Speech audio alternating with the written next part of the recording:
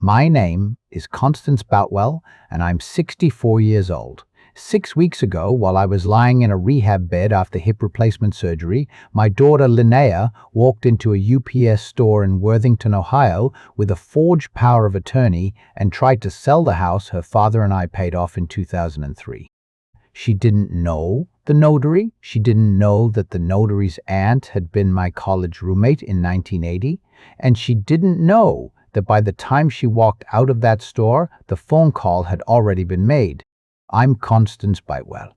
I'm 64 years old. I worked for the United States Postal Service for 38 years, the last 17 of those as the postmaster of a small branch in Worthington. My husband Edmund passed 5 years ago. Last month, I learned that the daughter I raised on my hip and my husband's lap had decided I was worth more dead on paper than alive in my own kitchen. Before I tell you what happened next, I want to say this.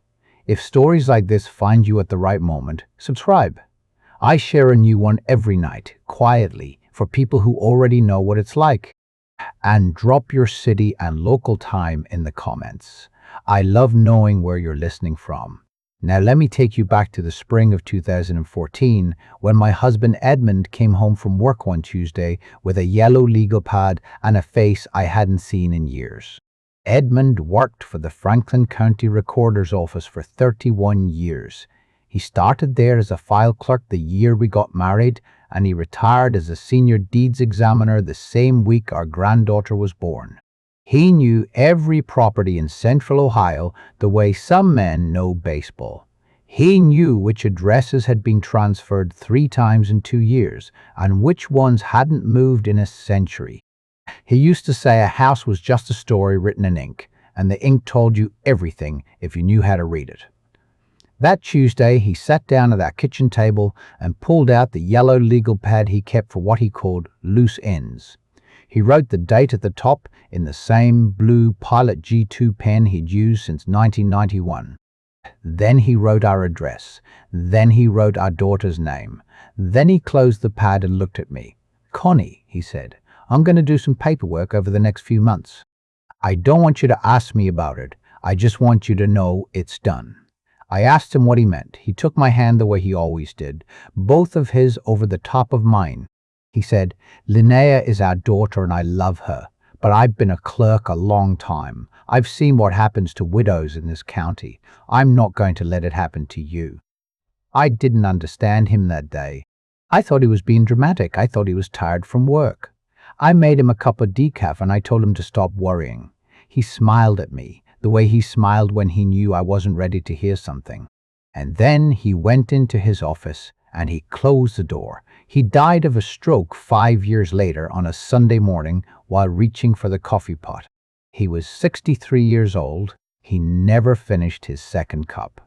The house felt enormous after he was gone. I kept his slippers by the bed for almost a year.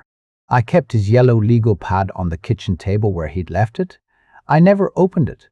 Linnea was 33 when her father died. She had been married to Greg Hargrove for 8 years. They had 2 children, my grandchildren, Aubrey and Theo. She'd gotten her real estate license the year before Edmund passed, and she'd been climbing through the suburban Columbus market with the kind of relentless energy that reminded me, painfully, of nobody in our family. Edmund and I were quiet people. Linnea had always been loud. The first thing I noticed after Edmund died was how often Linnea started talking about the house. Not in a sad way, in an evaluating way. "Mom, the comps in this neighborhood are insane right now. Mom, you have so much equity in this place. Have you ever thought about what you'd do if you needed to access it? Mom, single women your age really shouldn't be in a 4-bedroom by themselves. It's not safe." She would say these things over Sunday dinner while passing the green beans, while my grandchildren colored at the other end of the table. She said them the way she might mention the weather, polite, practical, loving even. The way she always talked, I would smile and change the subject. Edmund had taught me that the best response to a question you didn't want to answer was a question of your own. So I'd ask about the kids. I'd ask about Greg's job at the insurance company. I'd ask if anybody wanted more rolls. Linnea would look at me for half a second too long, and then she'd let it drop, and then the next Sunday, she'd start again. This went on for 4 years. Last fall, I started having trouble with my right hip. Some days I could barely get out of bed. My doctor said I was going to need a replacement, and the sooner the better. She put me on the surgery schedule for the second week of September, with a 6-week recovery stay at a rehabilitation facility in Westerville. I told Linnea on a Tuesday. She came over that Saturday with a casserole and a stack of papers. "Mom," she said, sitting at my kitchen table with that careful, gentle voice she'd been using since her father's funeral. "I've been thinking, you're going to be in rehab for 6 weeks. You won't be able to manage anything, bills, the house, anything. I think we should set up a power of attorney. Just temporary. Just so I can handle things while you're recovering. Greg's brother is an attorney. He already drew it up." She slid a thick document across the table. 11 pages, single-spaced. The header read, "Durable Power of Attorney" in bold capital letters. I picked it up. I felt the weight of it in my hand. I thought of Edmund. "Sweetie," I said, "I appreciate you thinking of me, but I'm going in for a hip, not a heart attack. I'll handle my own bills from the rehab. They have Wi-Fi." Her smile froze for half a second. Just half a second. Then it came back. "Mom, you're being stubborn. This is what daughters do. This is how I help. I know how you help, honey. You can bring me magazines. You can visit on Sundays. You can keep Aubrey from telling the nurses dirty jokes." She laughed. She always laughed when I pushed back. But there was something underneath the laugh that I'd been hearing for years and pretending I didn't hear. She left the document on the table when she went home. I put it in a drawer next to Edmund's yellow legal pad, and I forgot about it. Or I told myself I forgot about it. 3 weeks later, I went in for my surgery. The hip replacement went fine. I came out of anesthesia in the recovery room, and I asked the nurse what time it was, and she said it was 9:20 in the morning, and I went back to sleep. Linnea was there when I woke up that afternoon. She had brought a small bouquet of grocery store carnations and a card the children had made. She told me Greg sent his love. She told me the kids miss Grandma. She told me she was going to take care of everything while I rested. I was in too much pain to register the look on her face when she said that last part. The rehab facility was called Whispering Pines. It was on a quiet road off Polaris Parkway, and my room had a window that looked out at a parking lot and, beyond that, a strip of trees. The food was bland. The physical therapy was hard. The nurses were kind. I read 4 novels in the first 2 weeks. I called my friend Rosalind Petraglia almost every day. Rosalind and I have known each other since 1980. We were roommates our freshman year at Ohio State in a cinder block dorm that smelled like old radiators. She was a music education major. I was studying business administration. We stayed roommates for all 4 years. We were each other's maids of honor. She was the godmother of my daughter. I was the godmother of her son, Anthony. 44 years of birthdays and Christmases and funerals. 44 years of phone calls that started with, "You won't believe what," and ended an hour later with both of us laughing about nothing. Her son, Anthony, married a wonderful woman named Diana. They had a daughter in 1999. They named her Macy. Macy Petraglia. Macy was the kind of child who walked into a room and adopted whoever was in it. She called me Aunt Connie from the time she could pronounce it. She came to every Easter brunch Rosalind ever hosted, every Christmas Eve at the Petraglia house, every 4th of July cookout in their backyard with the inflatable pool and the citronella candles. When she was 12, she helped me weed my garden. When she was 17, I wrote her a recommendation letter for Ohio State. When she graduated in 2021, I sat next to Rosalind in the audience, and we both cried. After college, Macy moved back to Columbus. She got a job at a UPS store in Worthington while she figured out what she wanted to do next. She'd gotten her notary commission in 2022, mostly because the store needed an in-house notary, and she'd offered to take the test. I want you to remember that because it matters. The notary commission was something she'd done as a favor to her boss 2 years before any of this happened. In the third week of my rehab stay, on a Tuesday afternoon, my daughter Linnea drove to that UPS store in Worthington with an 11-page durable power of attorney document. The signature on page 9 was mine, or it was supposed to be mine. It had been traced from a real signature she'd lifted off a Christmas card I'd sent her 2 years earlier. The pen pressure was wrong. The slant was wrong. The loops on the final S were tighter than mine had ever been. She handed the document to the clerk at the counter and asked for a notary. Macy came out from the back. Linnea had never met Macy. Linnea didn't go to Easter brunches or Christmas Eve dinners at the Petraglia house. She thought of Rosalind as Mom's friend from college, the way you might think of a coworker your spouse mentions. She had no idea that the young woman in the green polo shirt walking toward the notary counter had been hearing the name Constance Boutwell at family dinners since she was 3 years old. Macy didn't recognize Linnea either. She'd seen photos maybe years ago. She knew Aunt Connie had a daughter named Linnea, but the woman standing at her counter introduced herself as Linnea Hargrove. Hargrove was her married name. Macy didn't connect it. She started the standard notary procedure. She asked for photo ID. She got a driver's license. She compared the name on the license to the name on the document. The license said Linnea Marie Hargrove. The document said Linnea Marie Boutwell Hargrove. Close enough. She asked Linnea to sign her own name on the notary log, which she did. Then Macy turned to page 9 of the document to verify the signature of the principal, the person granting the power of attorney. "That signature," said Constance Marie Boutwell. Macy stopped. She told me later on the phone what happened in her head in that moment. She said her first thought was that it couldn't be the same person. There must be hundreds of Constance Boutwells in Central Ohio. But then her eyes drifted to the address at the top of the document, the principal's address. And it was my address, the address on Wedgwood Lane she'd walked up to 100 times in her life, the address her Aunt Rosalind had punched into her car's GPS so many times she didn't need it anymore, the address where Macy had eaten birthday cake the summer she turned 14. Macy looked back at the woman across the counter. Linnea was on her phone, scrolling something, not paying attention. Macy excused herself. She said she needed to verify something in the back. She walked into the storage room behind the counter and she pulled out her cell phone and she called her Aunt Rosalind. Rosalind answered on the second ring. Macy said, "Aunt Ro, is Aunt Connie in rehab right now?" Rosalind said, "Yes, sweetheart, she's at Whispering Pines." "Why?" Macy said. "Did she sign a power of attorney to her daughter before she went in?" There was a pause on the other end of the line. A long pause.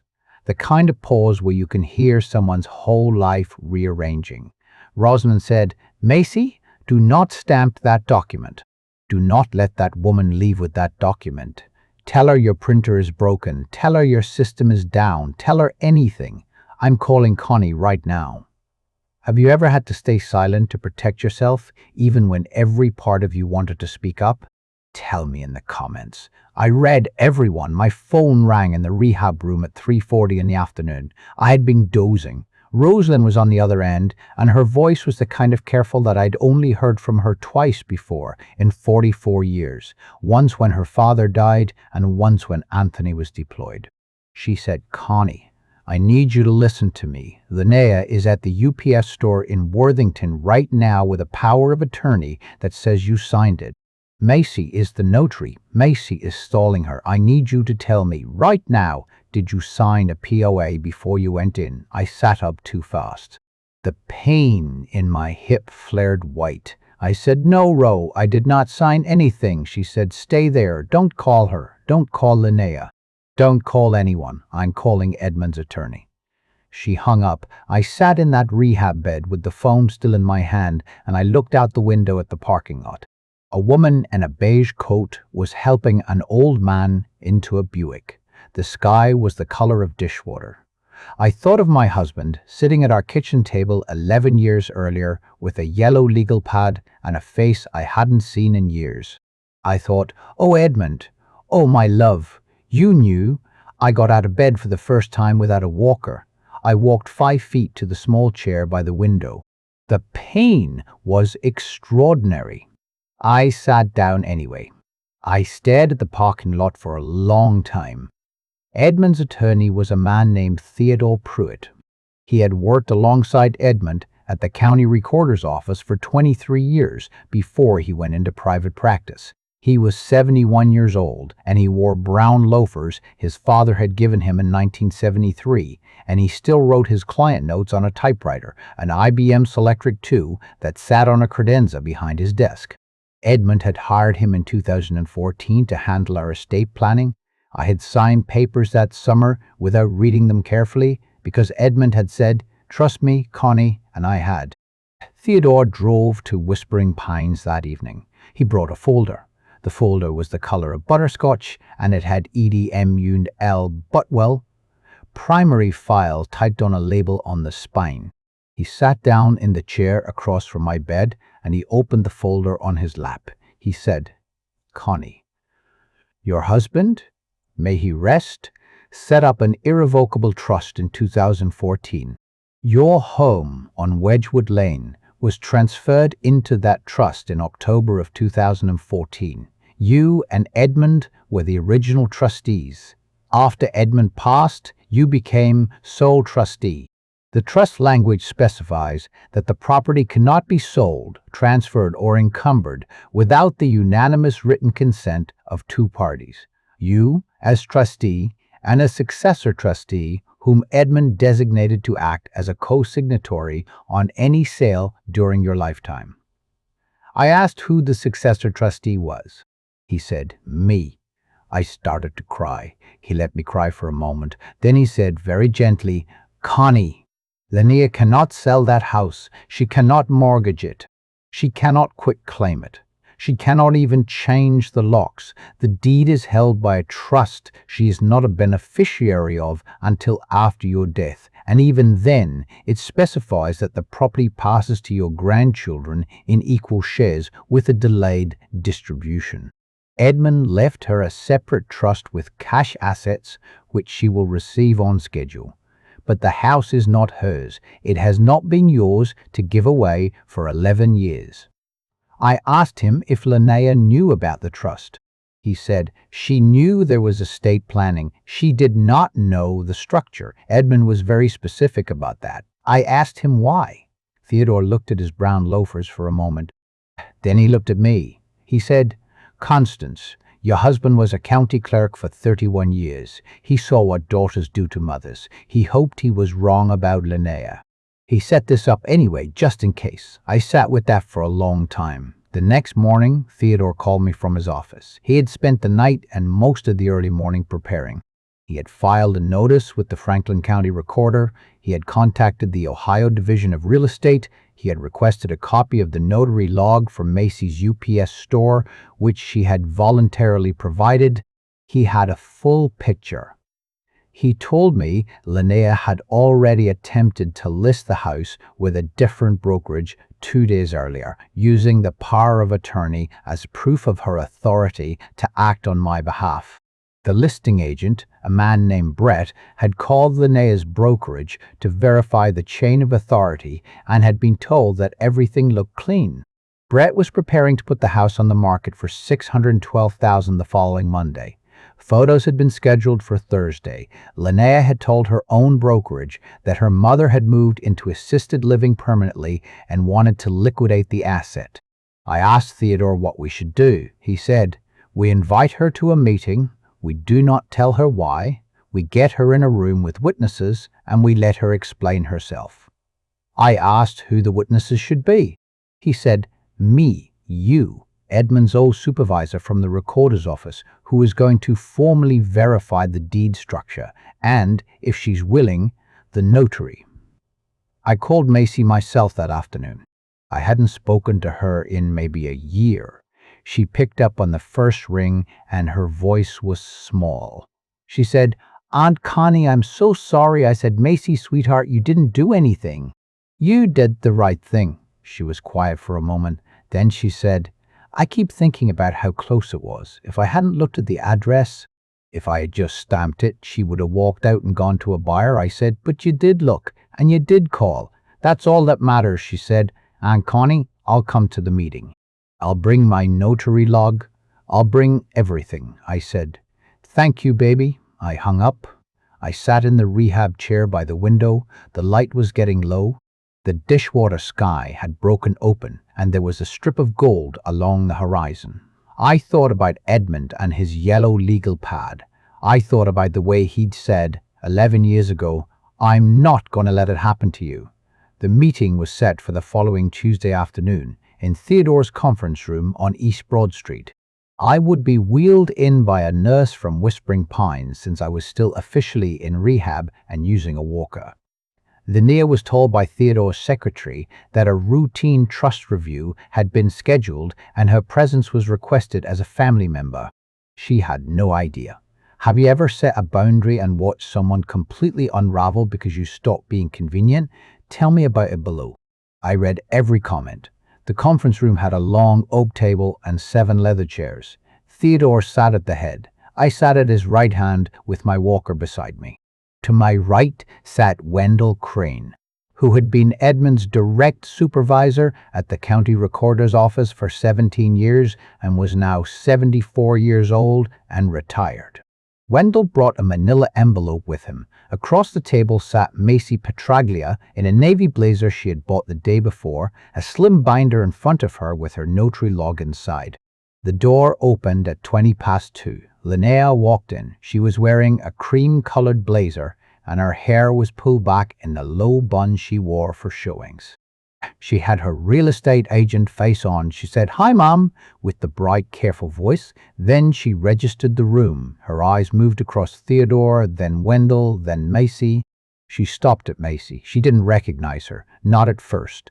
Macy was sitting still, hands folded, eyes on the table. Linnea said, "What is this?" Theodore said. "Have a seat, Linnea." She sat. She did not unbutton her blazer. Theodore opened the folder in front of him. He said, "We're here today to review a document that was notarized on Tuesday, October 15th at the UPS store on High Street in Worthington. The document is an 11-page durable power of attorney purporting to give you, Linnea Marie Boutwell Hargrove, authority over your mother's affairs, including the sale of her home on Wedgwood Lane." Linnea's mouth opened slightly. She said, Mom gave that to me. She signed it. We talked about it before her surgery. I did not say anything." Theodore turned to me. He said, "Constance, did you sign this document?" I said, "No, Theodore, I did not." Linnea said, "Mom, that's not true. You signed it." "I was there." Theodore said, "Where exactly did your mother sign this document?" Linnea said, "At her house, the Saturday before her surgery." Theodore looked at Wendell. Wendell opened the manila envelope. He pulled out a single sheet of paper. He said, "I'm going to read aloud. This is the access log for the property at 4419 Wedgwood Lane from the Franklin County Recorder's Deed Records Monitoring Service. Constance Boutwell, the sole trustee of the property, did not access or amend any documents in the trust file during the week of September 8th through September 15th. Constance Boutwell did not sign any documents related to the property during that period. The home has not been signed against, mortgaged, or modified since Edmund Boutwell's death in 2019. Linnea said, That doesn't mean she didn't sign a POA at home." "That's a property record, not a personal record," Theodore said. "You're correct. It doesn't. Let's move on." He turned to Macy. He said, "Ms. Petraglia, can you please look at this document and confirm whether this is your notary stamp on page 11? Macy looked. She nodded. She said, "Yes, that is my stamp." Theodore said, "Can you tell us what you remember about the principal who signed this document in your presence?" Macy said, "The document was brought to my counter on Tuesday, October 15th by Mrs. Daz Hargrove. She presented her own ID. She signed her own name on my notary log." But the principal's signature on page 9, the one that says Constance Marie Boutwell, was already on the document when she handed it to me. The principal was not present. I never met the principal. I never witnessed the principal sign anything. Linnea said, "Macy, what are you talking about?" "You stamped it." It was the first time Linnea had said her name. Macy looked at her, and her eyes were calm in a way I have rarely seen in a 26-year-old. Macy said, "I did not stamp it, Mrs. Hargrove. I told you my printer was broken. I told you to come back the next day. You left the document with me and said you'd return the next morning. You didn't come back. The stamp on this document is a forgery of my stamp. The page numbers are off by 0.5 millimeter. The state seal is slightly tilted." I reported it to the Ohio Secretary of State's office on Wednesday morning. The room went very still. Linnea said, That's not." Wendell said quietly, "Mrs. Grietley, Mrs. Grietley. Hargrove, the notary log Miss Petraglia provided shows you signed your name at her counter, but the document was never officially notarized. Whoever stamped this document afterward used a forged version of her seal." Theodore turned to Linnea. He said, "We have one more question for you, Linnea. The listing agreement you filed with Sterling Realty Group on Friday, October 11th, the one offering 4419 Wedgwood Lane for sale at $612,000, use this power of attorney as your proof of authority. The Ohio Division of Real Estate has opened a fraud investigation. They will be contacting you within the week." Linnea did not speak. Theodore said, "There is one last thing." "Wendell?" Wendell reached into his envelope again. He pulled out a copy of the trust document. He said, "Linnea, you don't own that house. You will never own that house. Your mother doesn't own that house. The trust owns that house, and the trust passes to your children, Aubrey and Theo, in equal shares after your mother's death. Your father set this up in 2014. He did not tell you because he wasn't sure if he needed to. He hoped he was wrong. Macy was the one who reacted first. She made a small sound, somewhere between a breath and a word, and she said, 'Oh, Aunt Connie.' It was the way she said Aunt Connie that did it." Linnea finally heard the name. She looked at Macy with new eyes. She said, "Petraglia?" Macy said, "Yes." Linnea closed her eyes for a long moment. Then she opened them, and she looked at me. And for the first time in maybe 10 years, my daughter looked at me like she actually saw me. She said, "Mom, you knew." I said, "I didn't know. Your father knew. I just listened to him." She got up from the table. She did not say goodbye. She walked out of Theodore's office and into the hallway, and she did not come back. The next 6 weeks were not dramatic. They were administrative. The Ohio Division of Real Estate opened their investigation on the second Monday in November. By the end of the month, Linnea's real estate license had been suspended pending a full hearing. The brokerage she worked for, Sterling Realty Group, terminated her employment immediately, citing fraud in a pending transaction. The listing was pulled from the MLS within 48 hours.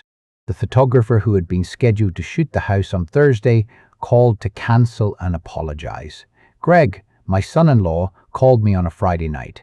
He had been told by the brokerage's attorney about the fraud investigation. He had been told by his brother, the attorney who drafted the POA, that Linnea had specifically requested the document and had brought him a signature sample she said I had given her. Greg had also discovered, in going through the family's bank statements, that Linnea had bought a vacation home in Hilton Head, South Carolina, 9 months earlier without telling him. The balloon payment was due in December. She had been planning to cover it with the proceeds of the sale of my house. Greg told me he was filing for legal separation. He told me he was sorry. He told me Aubrey and Theo would be staying with him and that he hoped I'd still be able to see the grandchildren. I told him of course I would. I told him I loved him. I told him to give the kids a kiss from Grandma. The last consequence came a few weeks later, and it was the one I hadn't seen coming. Greg's mother, a woman named Patricia Hargrove, had set up a family trust in 2008 that named Linnea as a beneficiary. Patricia and I had always gotten along, in the polite, distant way mothers-in-law tend to get along. When the fraud investigation became public, Patricia consulted her own attorney. She formally removed Linnea as a beneficiary in December. The trust value, I was told later, was just over $400,000. Linnea called me finally on a Sunday afternoon in early January. She had been silent for almost 3 months. Her voice was small in a way I hadn't heard since she was 9 years old and got caught taking $5 out of my purse. She said, "Mom." I said, "Linnea." She said, "I lost everything." I said, "I know." She said, "I don't know what to do." I said, "I don't know either, sweetheart." She started to cry. I let her cry. I did not say, "I told you so." I did not say I'd been a quiet woman my whole life and she'd mistaken quiet for stupid. I did not say her father had loved me enough to plan for this exact day. I did not say anything at all. When she stopped crying, she said, "Are you going to forgive me?" I said, "I don't know, honey. I'm tired. I'll know what I think in a year, maybe 2.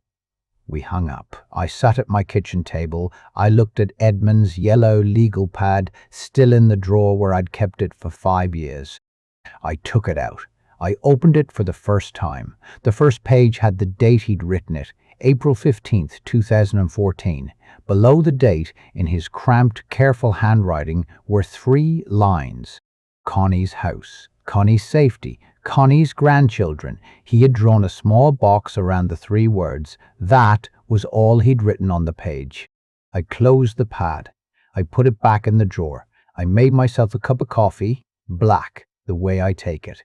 I want to tell you something about peace. Peace doesn't come from revenge.